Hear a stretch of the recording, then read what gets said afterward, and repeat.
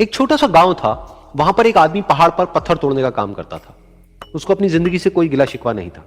पूरा दिन वो काम करता, मेहनत करता। दिन के एंड में जो थोड़ा बहुत पैसा मिलता वो जा करके अपने परिवार के साथ में थोड़ा सा टाइम स्पेंड करता और चैन से सो जाता। तो एक दिन रोज की तरह वो अपना काम खत्म करके अपने घर की तरफ जा रहा था।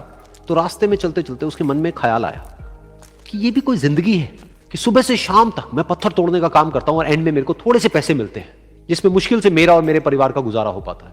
काश कुछ ऐसा हो जाए कि कहीं से मुझे कोई ऐसी शक्ति मिल जाए कि जो भी मैं चाहता हूं वो सच हो जाए। वो अपने घर पर गया, उसने खाना खाया, लेकिन उसका ध्यान खाने की तरफ नहीं था। उसके दिमाग में यही ख्याल चल रहा था। उसके बाद में वो यही सोचते सोचते सो गया। फिर नींद आने के कुछ देर बाद उसको एक सपना आया। सपने में उसने देखा कि रोज की तरह वो अपना काम खत्म करके अपने घर लौट रहा था। रास्ते में उसने एक बहुत ही बड़ा घर देखा और उसके मन में आया कि काश ये घर मेरा होता और मैं इसका मालिक होता। और उसके ये सोचते ही वो उस घर का मालिक बन गया।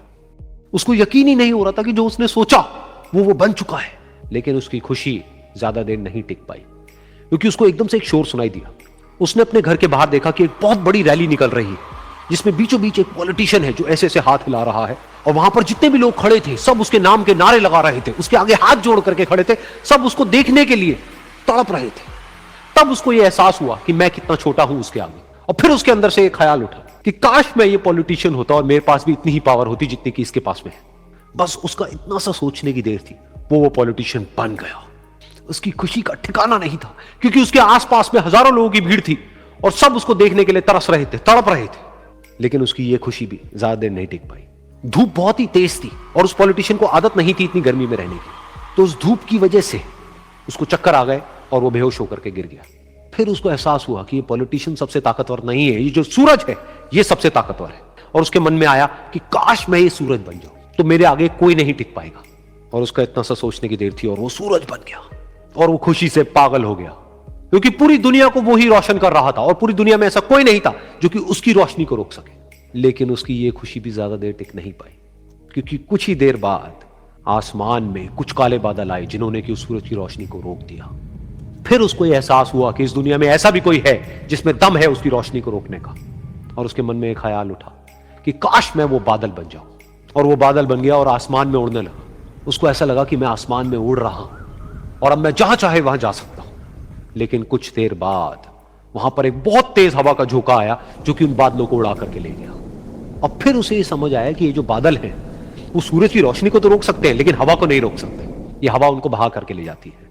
फिर उसके मन में आया कि काश मैं ये हवा बन जाऊं। और वो हवा बन गया। हवा बनने के बाद में उसको अपने अंदर एक अलग ही ऊर्जा का अनुभव हुआ।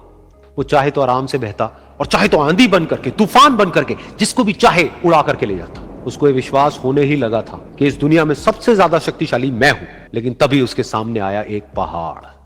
उसने अपनी पूरी ताकत लगा दी, लेकिन उस पहाड़ को वो इतना सा भी नहीं हिला पाया। तब उसको यह एहसास हुआ कि इस दुनिया में कोई है जो हवा से भी ज्यादा शक्तिशाली है, जिसमें दम है उस हवा को रोकने का। फिर उसके मन में आया कि काश मैं ये पहाड़ होता। और वो पहाड़ बन गया। लेकिन हर बार की तरह इस बार भी उसकी खुशी ज्यादा देर तक नहीं टिक पाई।